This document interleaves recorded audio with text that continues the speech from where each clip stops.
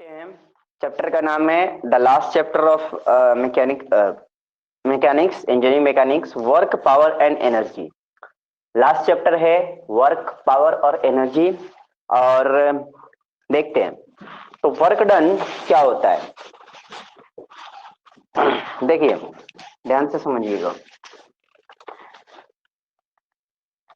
एक बॉडी है, उस बॉडी पर XYZ कोई भी बॉडी हो सकती है। उस बॉडी पर हमने लगाया एक फोर्स लगाया तो ये बॉडी यहाँ से उठ करके इधर चली जाएगी। इसमें तो कोई दिक्कत नहीं होगा मेरे ख्याल से। बॉडी है तो फोर्स लगाया तो फोर्स लगाएंगे तो यहाँ से उठ करके इधर चली जाएगी। फोर्स किस डायरेक्शन में लगा? इधर। बॉडी डिस्प्लेस भी इधर ही डायरेक्शन में हुई। जितना बॉडी डिस्प्लेस हुई उसको हम एस कहते हैं। एस यानी डिस्टेंस, यहां से लेके यहां तक का डिस्टेंस एस हुआ। तो जब वर्क की हम बात करते हैं तो work is what? Work is force into displacement.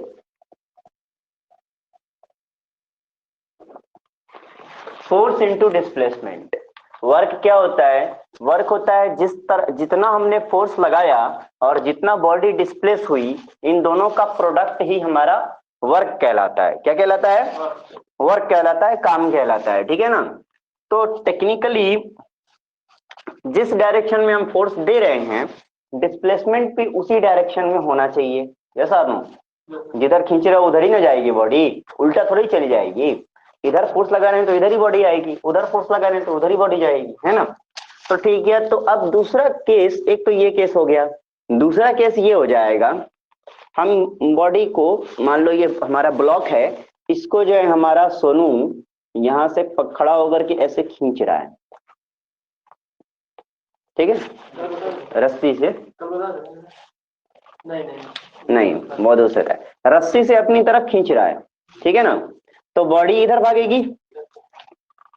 अब देखना इसमें ये है कि सोनू ने फोर्स इधर लगाया लेकिन बॉडी इधर गई। तो मैंने अभी क्या बोला था? जिस तरफ, तो बॉडी यहां से लेके मान लो यहां तक चली गई, तो ये डिस्टेंस हो गया। ये खींचता गया तो यहां तक बॉडी चली गई। अब यहां तक बॉडी चली गई तो बताओ, फोर्स इस डायरेक्शन में लगा, इनके बीच के एंगल कुछ ना कुछ थीटा होगा। फोर्स इस डायरेक्शन में लगा और बॉडी इस डायरेक्शन में गई। दोनों को सेम डायरेक्शन में करना होता है। इस फोर्स को जो इधर जा रहा है उसको हम रिजोल्व करके इधर ले आएंगे। समझ रहे हो बात को? जी सर। तो अब अगर करेंगे तो ये हमारा फोर्स है, ये हमारा डिस्टेंस है। तो फोर्स को जब इधर रिजोल्व करेंगे तो कॉस थीटा के साथ करेंगे। बोलो आया नाम करना होता है, कॉस थीटा के साथ ही रिजोल्व करेंगे। तो फॉर्मूला क्या हो जाएगा? F into S into cos theta. तो ये हमारा work done F S cos theta हो गया। किस केस में ऐसा हुआ? इस केस में ऐसा हुआ जहां पर फोर्स किसी एंगल से लगाया गया हो। बोलो हाँ या ना? जी सर। इस केस में ऐसा हुआ जिस केस में फोर्स जो है किसी एंगल से लगाया गया हो, उस केस में ऐसा हुआ। तो कोई दिक्कत हो तो बताओ। की यूनिट क्या होनी चाहिए? वर्क की यूनिट क्या होनी चाहिए? कोई बताएगा? हाँ, क्या होना चाहिए? अरे यार, फोर्स की यूनिट क्या होती है? न्यूटन। डिस्प्लेसमेंट का मीटर। तो न्यूटन और मीटर नहीं हो गया? क्या दिक्कत है? और इसी को हम लोग जूल कहते हैं। न्यूटन मीटर को हम लोग जूल कहते हैं। Yes sir. जूल। बस हो गया, खत्म। ये पावर इज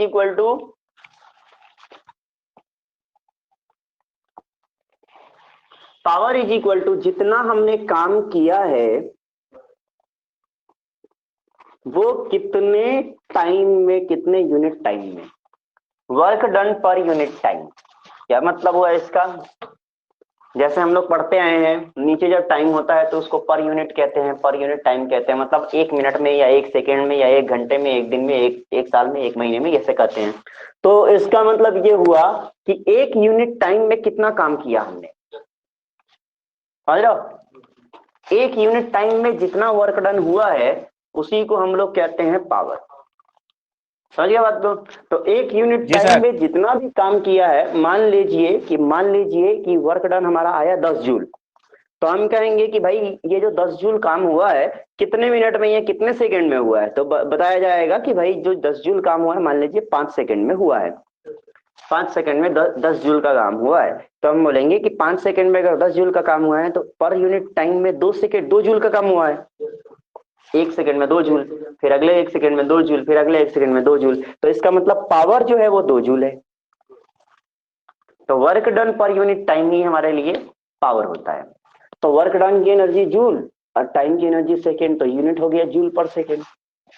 कोई दिक्कत तो होगा नहीं मेरे ख्याल से? बोलो। नहीं होगा। No sir. ठीक, ठीक है। और इसी 1 जूल पर सेकेंड को हम लोग क्या कहते हैं? वाट कहते हैं, वाट। इसी 1 जूल पर सेकेंड को हम लोग वाट कहते हैं। अरे बॉल देखा है 9 वाट का बॉल? जी सर, देखे हैं सर। जी सर। यही सब तो आगे आने वाली चीज।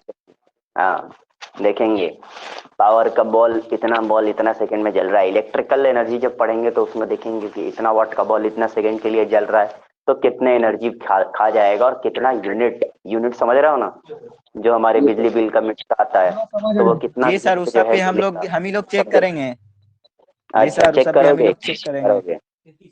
कर लेना जी सर। ओके। तो पावर जो है हमारा हो गया, वर्क हो गया, पावर हो गया, और टॉपिक जो है हमारा 3 है, वर्क है, पावर है और एनर्जी है। तो वर्क समझ में आ गया, पावर समझ में आ गया, अब एनर्जी समझते हैं। What is energy?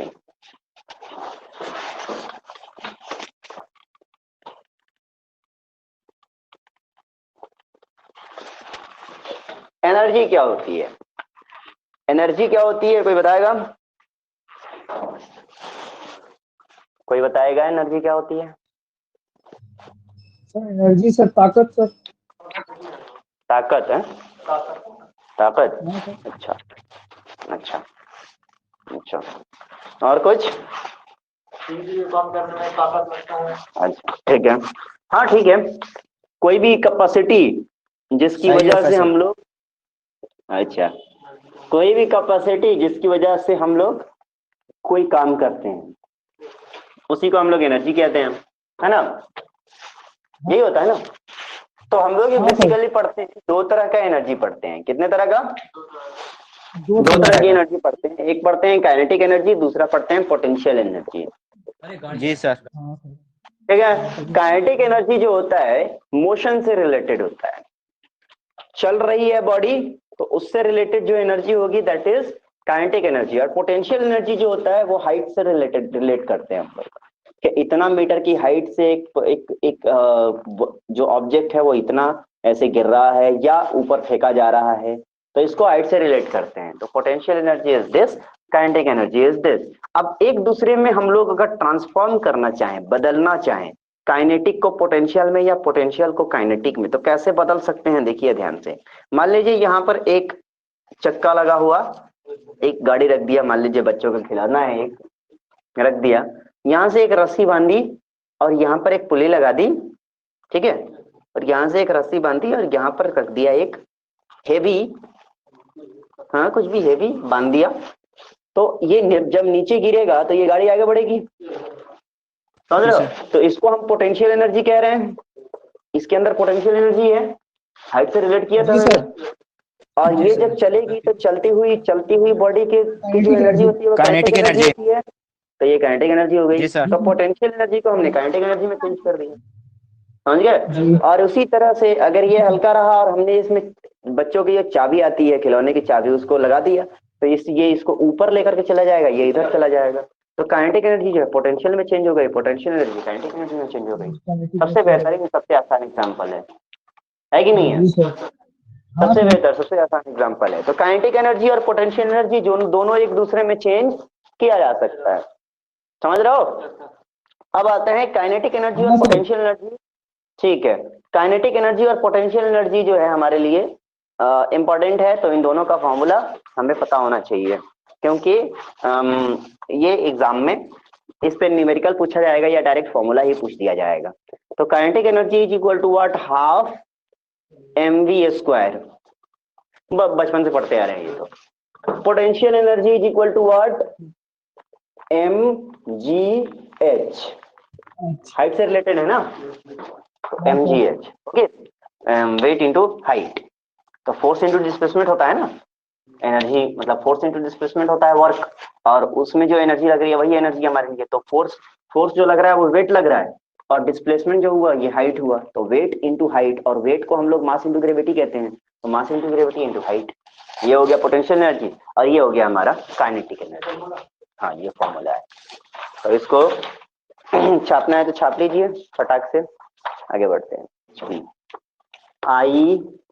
IHP यानी indicated horse power, indicated horse power. BHP यानी ब्रेक हॉर्स पावर। ये सारा एनर्जी से रिलेटेड है, ठीक है। ब्रेक हॉर्स पावर, जी sir. Brake horse power energy की यूनिट भी होती है, ठीक है। हॉर्स पावर क्या होता है, देखिए IHP क्या होता है, VHP क्या होता है। Actual power generated in engine,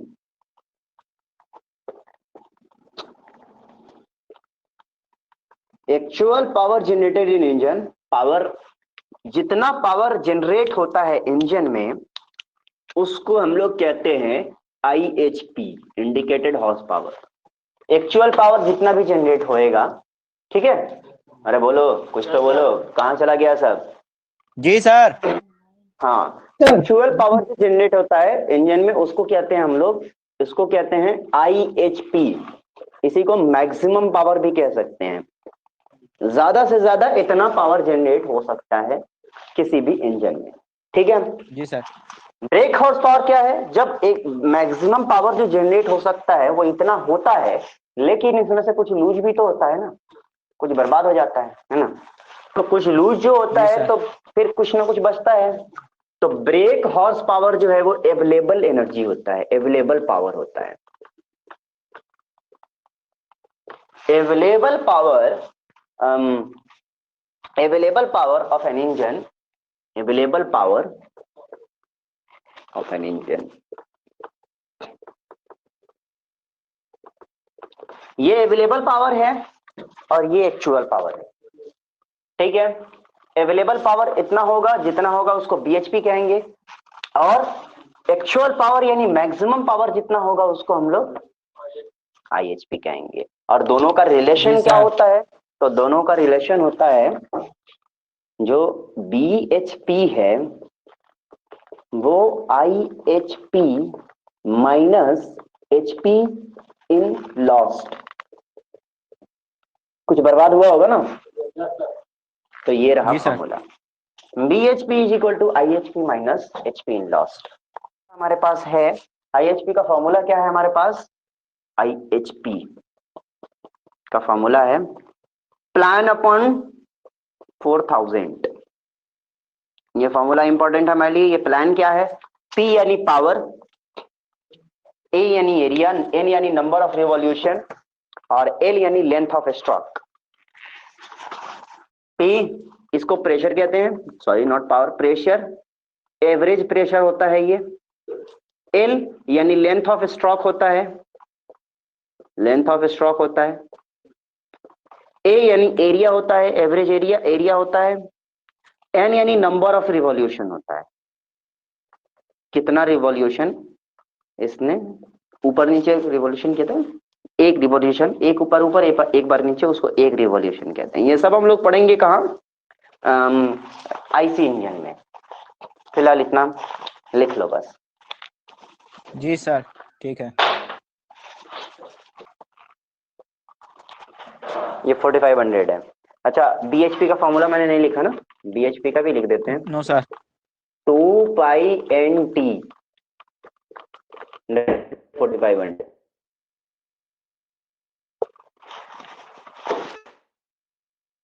efficiency देखते हैं। एफिशिएंसी को ईटा से डिनोट करते हैं, जैसे मैंने पहले ही बताया है, ठीक है।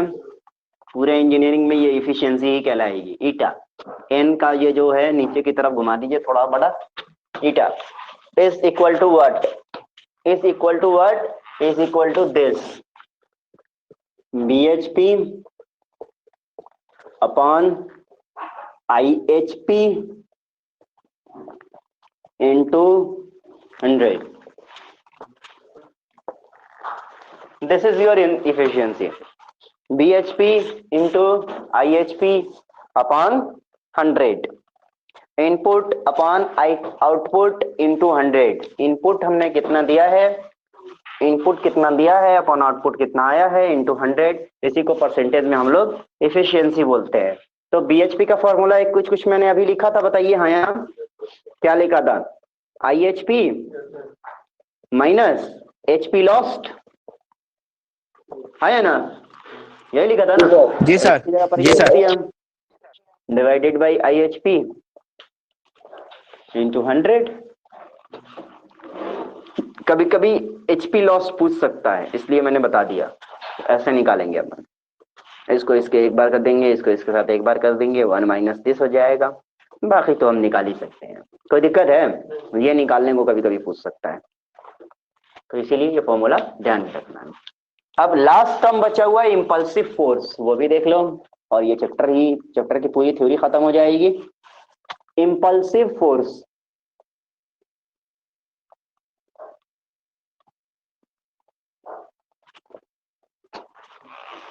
इंपल्सिव फोर्स क्या होता है इसको समझिए। इंपल्स क्या होता है, कल ही पढ़ा था हम लोगों ने। जो अपने पास जो मोमेंटम आता है P is equal to mv, mass into acceleration. तो इनिशियल मोमेंटम की अगर बात करें तो मास इंटू इनिशियल वेलोसिटी, बोलिए आया ना? और अगर फाइनल मोमेंटम की बात करें तो मास इंटू फाइनल वेलोसिटी, आया ना? और इसी के चेंज को हम लोग इंपल्स कहते हैं। इन्हीं दोनों के चेंज को, फाइनल माइनस इनिशियल को हम इंपल्स कहते हैं। तो m कॉमन हो जाएगा तो v माइनस यू हो जाएगा, और इसी में अगर रेट लगा देंगे तो वो इंपल्सिव फोर्स हो जाएगा। तो impulsive force is equal to what, mass into velocity minus U divided by T. इसी में रेट लगा देंगे तो ये हो गया हमारा इंपल्सिव फोर्स। ये है इंपल्स और ये है इंपल्सिव फोर्स। समझे बात को? इतनी थ्योरी हमें पढ़नी थी इस पूरे चैप्टर में। कोई दिक्कत है बताइए? बस नो सर, कोई दिक्कत नहीं। थ्योरी होता है खत्म, हम न्यूमेरिकल पे आएंगे।